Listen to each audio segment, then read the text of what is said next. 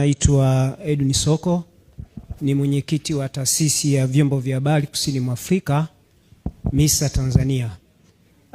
Nashukuru kwa paneli zote mbili, zimeongea mambo ya kimsingi sana. Na mimi napenda ni bold katika mambo yafuatayo. Kwanza kabisa, tusiwe tuna hofu kwamba serikali haiwezi ikasapoti civil society organization. Hapana. Na napenda kwenye mkutano wa leo tutoke na azimio hilo kwamba tuanze engagement ya kufikiri namna ya serikali kusupport CSO. Tunaona kwenye vyama vya siasa, kuna mjumbe alikuwa na mashaka kidogo, anasema tunaweza ajenda zetu zisipenye. Hapana. Kwenye vyama vya siasa vinapata ruzuku na vina wajibu kama ambao sisi tunao.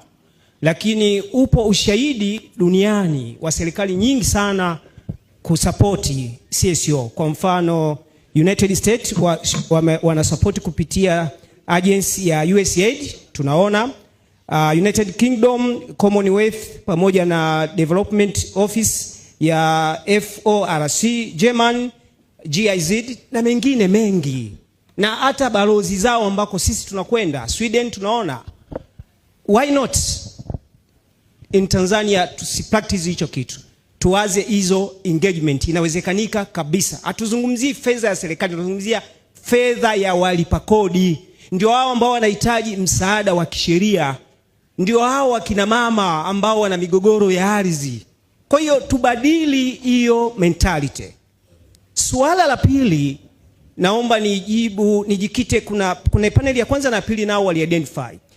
Sisi mabadiliko yote hayaji tu kwa human rights defenders peke yao. Ni mass public awareness, nguvu ya umma. Nguvu ya umma, msigune, nguvu ya umma tafsiri yake sio mtoke mkaandamane. Hapana, hata kwenye kurezi hoja. Yaani tukiwekeza sana kwenye watu kujua haki za binadamu, kazi yetu kama human rights defenders itakuwa ni ndogo sana.